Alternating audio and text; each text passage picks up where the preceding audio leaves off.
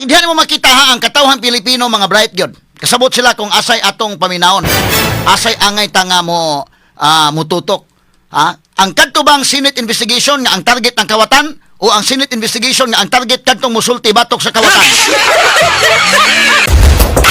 Article 3, Section 4 of the 1987 Constitution provides, no law shall be passed abridging the freedom of speech, of expression, or of the press, or the right of the people peaceably to assemble and petition the government for redress of grievances. Mao kini ang haligi ug sukaranan nga gibasihan ni ining tulumanon. Straight to the point.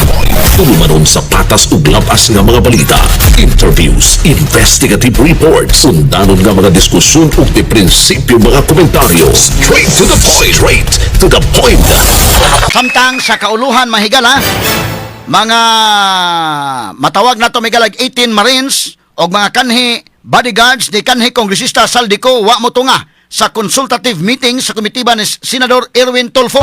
Straight to the point. Dito hinuon sa opisina kaghapon sa Senado sa opisina ni Robin Padilla nga nagpreskon aron ipahibaw nga duna pay laing 14 ka mga kanhi empleyado ni Congressman Ko nga motistigo sa hearing sa komitiba ni Senador Pia Cayetano. Straight to the point. Duna pay dugang mahigala nga mga bodyguards ni Saldico. Katarig pagtagad sab karon nga buntaga mga kaigalaan, ha?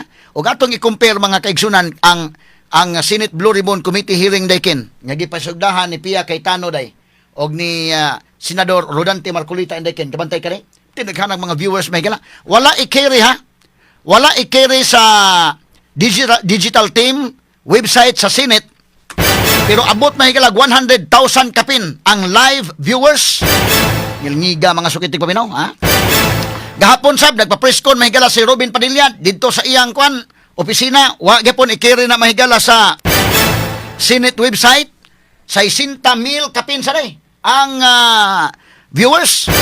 Pero ang Senate Blue Ribbon Committee ni Senador Erwin Tulfo nga mo'y gi-carry sa website mahigala sa Senate, official nila nga website, ang nananaw, dunalay, pila day? Dunalay 6,000.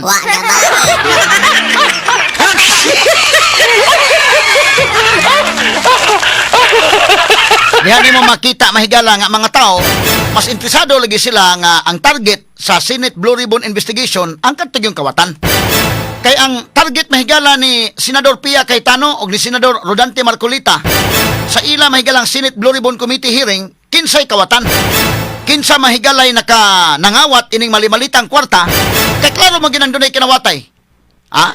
Mga flood control project mahigala nga iskandalo. Klaro ba ng pila ka bilyon sa nangawagtang? Sumoto'y pangitaon. Mo na target sa komitiba, prangka lang pag-istorbar, real talk lang ba?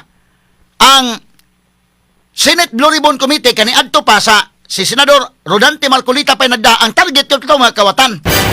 Gipulihan sang Lacson. Si Lacson Permiro, in fairness si Lacson, maayo ra. Tanaw man ta mahigala. Kadugayan, nilikoy si Lacson.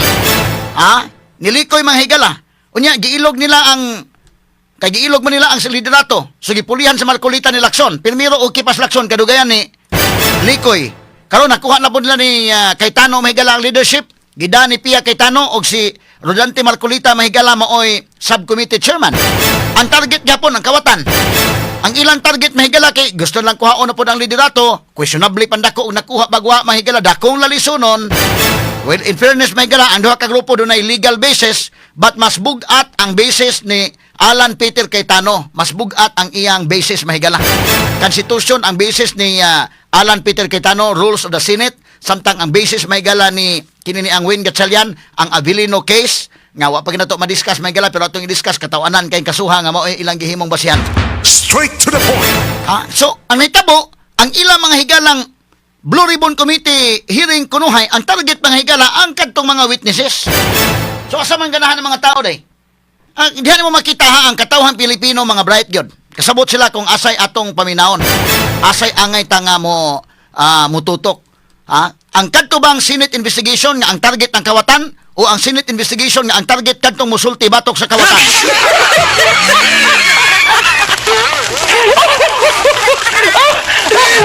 Di mo na mahigala nga wa i-carry sa official website sa Senate, hindi kin? Pero ang kang Cayetano mahigala, kang Amy Marcos, kutob sa nag-live dito, bisan pag ang signal mo gidya mga kagalaan nga muraga gapurot-purot ang signal pero pila 100,000 live viewers. So sang ila mahigala nga gikere sa website sa Senate nindot og signal pila viewers 6,000.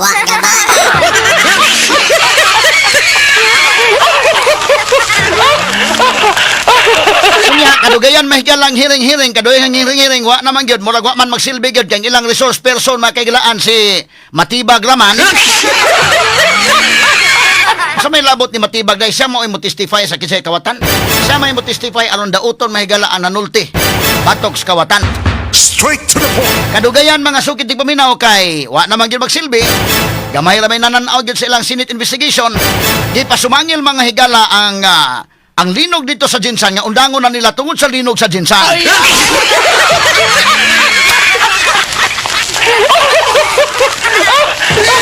Kaya nang laay mahigala, ha?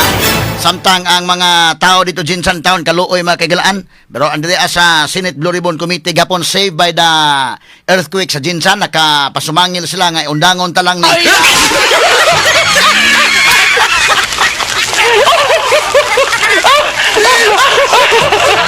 Pero sakto rasad mahigala ha nga kinini ang undangon unahon to og hatag og pagtagad.